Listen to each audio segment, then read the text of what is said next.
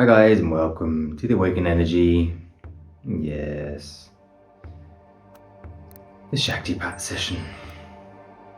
Kundalini activation energy.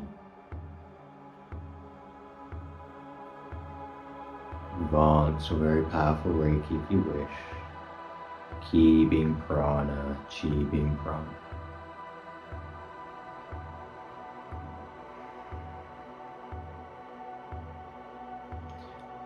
Few slow deep breaths, just relax and connect to the energy. Today,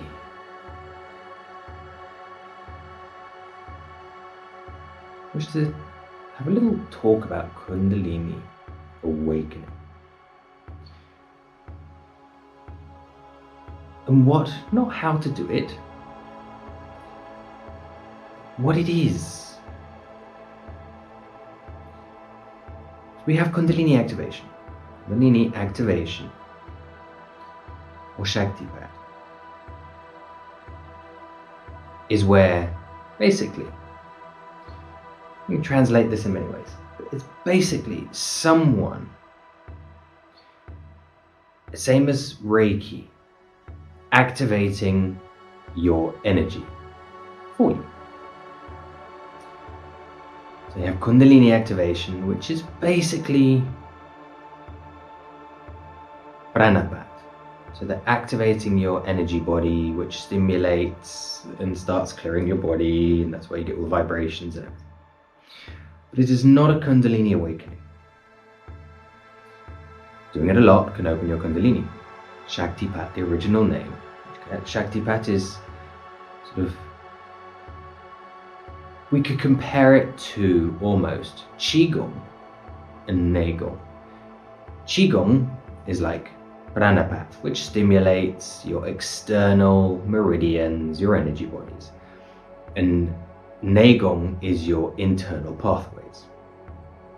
So your micro-orbit, your Sushumna, etc., etc. As pranapat, or prana, is very powerful, obviously. The way, depending on your initiation, Reiki can become just as powerful with a lot of practice, but you have to have a very powerful person to initiate you. That's why activations, but they are initiations at the end of the day. The more powerful the person who initiates you, the more powerful you, or the bigger jump you can have. You might be able to have more power than that person. And this is why gurus, people go to gurus and they are initiated by a guru, and then you sort of go down a lineage of Shaktipat. It's that. So with Reiki, for example, when I did Reiki, I was, depending on how you call it, I was basically second grade Reiki. So there was a third grade Reiki. So there was a Sui, then someone who trained under a Sui, one of the people who brought it out of Japan, trained one other person who trained me. These days, people who are offering Reiki trainings online and on YouTube, and they might be 20th or 30th generation. It's not necessarily a bad thing, but you have to discover the lineage. If there's a weak link in the chain, there's a weak link in the chain. It's the same with Shaktipat and gurus. Fair enough. It is what it is. It's not good, it's not bad, it just is what it is. But anyway, so Shaktipat, so pranapat activates your prana, and your prana in turn, if you know how, can activate your Shakti energy, which is the rising energy up your spine. And then Shivapat will be activating the energy that goes down your spine. Shakti Shiva energies. Kundalini awakening is the process of the energy opening and rising and falling within your Kundalini, within your Sushumna, within your spine. But what is this process? This is where I want to get to. What is this process? How can you describe it? Well, thankfully, hidden in plain sight, there is an absolutely amazing explanation of Kundalini awakening. And yes, it was designed on purpose. And yes, it is a child's cartoon, but it was done on purpose. You might know which one I'm talking about already. Yep, it is the Avatar, the Last Airbender, and Aang. I'm talking about the first season Aang. And he even has this tattoo that goes all the way to his head, and it lights up. And it goes down his arms, and it lights up, and his eyes light up when he's activated. Kundalini, Shushumna, it's there. And yes, it talks about the chakras, that they have to be opened, which only takes 1 or perhaps 2 episodes. And yet virtually the whole series is dedicated to balancing the elements, a huge part of Kundalini awakening. And once you've had your Kundalini awakened, even more important, to rebalance them, just as the chakras. But within this series, you also have like the trials and tribulations of Aang on his adventures. He connects into the spirit realm and he goes into a dark place of the lost souls and blah blah blah blah blah blah blah blah blah. Very unpleasant places full of fear, etc. Yes, part of Kundalini awakening.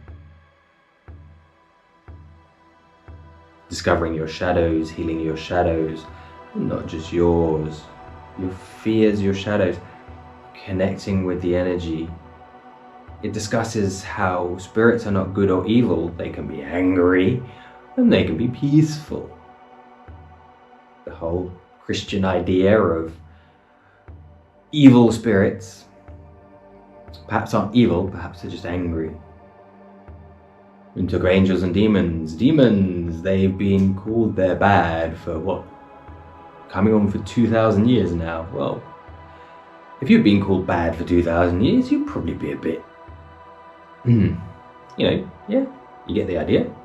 Mischievous. Not very nice to most people if they don't show them any respect. Same thing.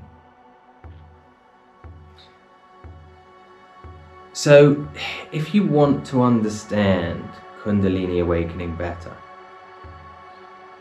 I highly recommend you go and watch the series, The Avatar, The Last Airbender. Season 1, the episodes of Aang, the later ones, not the movie, the series. With all the trials and tribulations that he goes through, connecting to the spirit world, of figuring out how to control the elements and bending. I'm not going to go into bending here, but there's a certain element of truth there just with the chakras. I'm not saying you're going to be doing some qigong movements and water's going to spring out and then you can fire it at people as a weapon. We're not talking about that, obviously.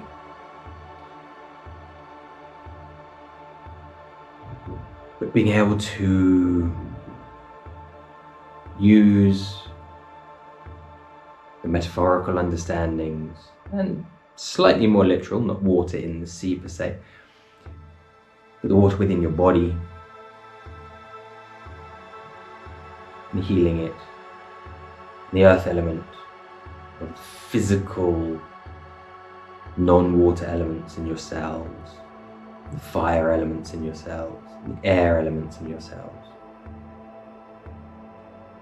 lungs, oxygen, carbon dioxide, gases. It's a big clue there to help you. As I said, the trials and tribulations that Aang goes through, the ups and downs, the successes and the failures, being able to control it, having spontaneous awakenings, not really understanding them until he can control it.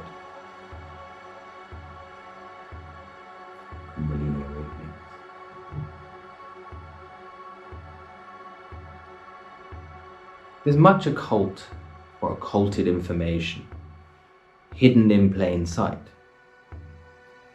People laugh at Star Wars, for example. But George Lucas studied history and scriptures and spiritual texts to create what he created. Some of the characters, he pulled them, it's well known, he pulled them off the cathedral in Barcelona. They're there, go see them. That's where he got the inspiration for them. Yoda is inspired off a real person. So he took inspiration and knowledge and he put it all together, and that's why so many people find that so amazing, the connection with the Force, the energy. Even the name Jedi from the Jedi, the wizards or magic priests of ancient Egypt, as said in the ancient texts. Information hidden in plain sight.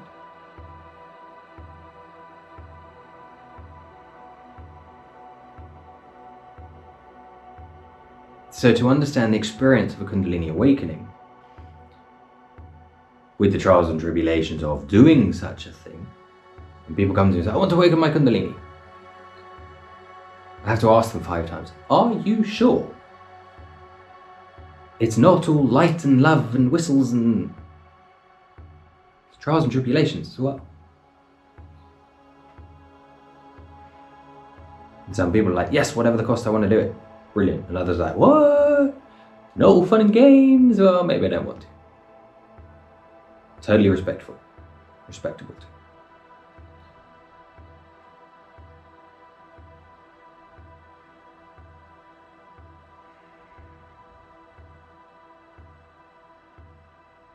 So I hope this little bit of knowledge, with this energy, will help. Now you've got a little bit of homework if you want to understand a little bit more what a Kundalini awakening is. Might take time to watch the whole series. Not everything happens in 5 minutes, a magic button, a magic pill.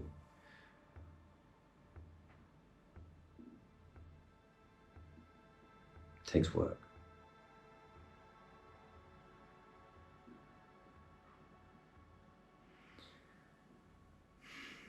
Namaste.